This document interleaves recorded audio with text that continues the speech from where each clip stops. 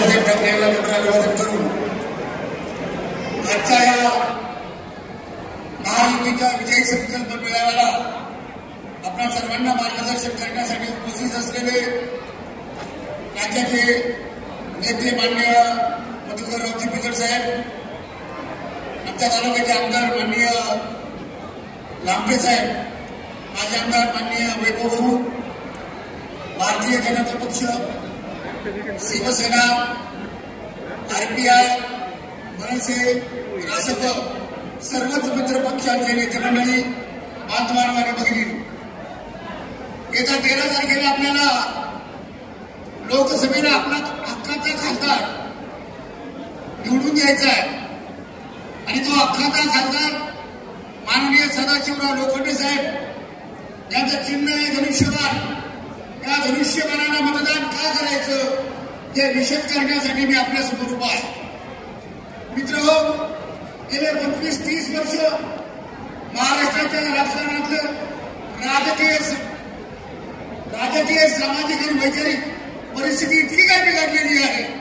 त्या बिघडलेल्या परिस्थितीला कोण जबाबदार आहे याचं आपण सर्वांनी पाठीमागे जाऊन अवलोकन केलं पाहिजे. मी तुम्हाला सांगू इच्छितो मित्रहो, 1990 आणि 92चा काळ होता. बाबरी मशिदीचं पतन झालं.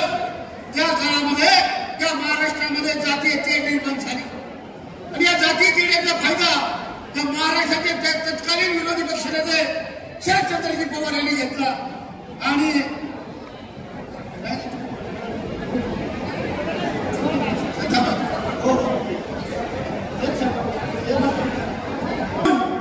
तत्कालीन त्यावेळेस त्यांनी त्र्यंबकेश्वरला कोळ्यांचा मेळावा घेतला, नाशिकला मळ्यांचा मेळावा घेतला, नगरला वाड्यावरचा मेळावा घेतला, पुण्यामध्ये शनिवार वाड्यावर शर्मकरांचा मेळावा घेतला, बारामतीला धनगरांचा मेळावा घेतला आणि लातूरला मुस्लिमांचा मेळावा घेतला आणि 1990 साली त्या महाराष्ट्रामध्ये जातीच्या भित्ती उभ्या करण्याचं काम शरद पवार साहेबांनी केलं. शिवसेनेची स्थापना शिवसेना प्रमुखांनी केली. मराठी माणसाच्या न्याय हक्कासाठी शिवसेनेची स्थापना केली. मराठी माणूस प्रचंडपणे शिवसेनेच्या पाठीमागे उभा राहिला आणि मराठी माणसानं शिवसेनेला मुंबईमध्ये सत्ता दिली. पण जेव्हा शिवसेनेला सत्ता मिळाली, मराठी माणसाचं ऋण फेडण्याची वेळ जेव्हा आली, विधान परिषद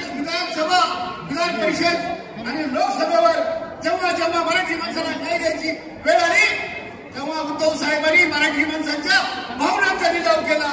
दिल्ली कुणाला चंद्रिका केलिया, कन्हैयालाल गिरवाणी, तुमचे ब्रिटिश नंदी, प्रियंका चतुर्वेदी, एकनाथ ठाकूर अशा मराठी माणसांना मराठी माणसाची भावना भेटली आणि सत्तेचं व्यापारीकरण केलं. आज आपल्याला उद्धव साहेब म्हणतात की नरेंद्र मोदींना मी काढणार आहे. अहो उद्धव साहेब, इथं बसलेल्या सगळे मतदार आहेत, कुठल्याही पक्षाचे असू द्या, तुम्ही राम भक्त आहात का नाही? आहात का नाही? राम भक्त असेल तर हात वर करा. हे सगळे राम भक्त आहेत आणि उद्धव साहेब वर्गाच्या भक्त म्हणतात, जर रामाचं नाव घेतो तर राम भक्तांना मी हरामखोर म्हणतो. तुम्ही हरामखोर आहात का? उद्धव ठाकरेंना दाखवून दिलं पाहिजे.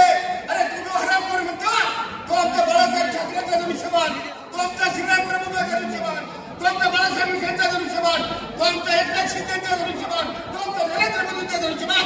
त्या धनुष्यबाणानं तुला आम्ही मातीत काढल्याशिवाय 13 तारखेला राहणार नाही, ही आपण शपथ घेतली पाहिजे.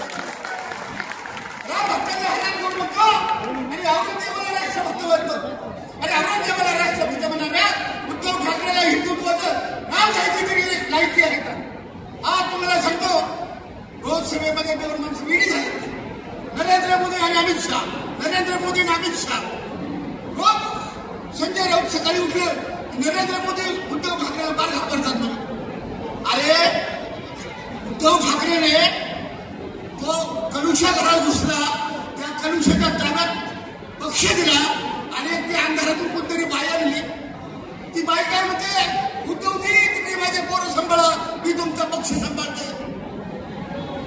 बाईच्या पदरात लपणारा हा उद्धव ठाकरे. काय झालं 2.5 वर्ष? अरे 2.5 वर्ष महिलांना त्रास देण्याचं काम उद्धव ठाकरेंनी केलं. कंगनाला नव्हतं भिजार पाडलं. नवनीत राणांनी हनुमान चालीसा जेलमध्ये घातलं. सपना पाटील घडला. पत्राचार म्हणून शिव्या देत गेले. दिशा साहेबांचा मृत्यू घडवला, त्या बैलांना दिलं, आमच्या साधूंचं हत्याकांड घडवलं, नारायण राणेला जेवता ताटावरून पटेल केलं आणि सत्तेचा दुरुपयोग करून महाराष्ट्राच्या जनतेला त्रास देण्याचं काम या उद्धव ठाकरे आणि महाविकास आघाडीने केलेलं आहे. म्हणून या महाविकास आघाडीला तुम्ही लागलं पाहिजे.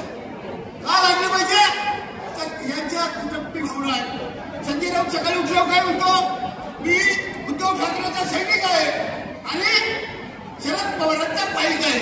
म्हणजे नाव नवऱ्याचं आणि पोर स्वैर्याचं असा धंदा मातोश्रीच चालला असेल, तो संपवण्याचे काम आपल्या सर्वांनी केलं पाहिजे. म्हणून 13 तारखेला निश्चितपणे आपण सर्वांनी धनुष्यबाण या चिन्हावर मतदान करावं आणि लोखंडे साहेबांना प्रचंड मतदान देऊन द्यावं ही विनंती. जय हिंद, जय महाराष्ट्र.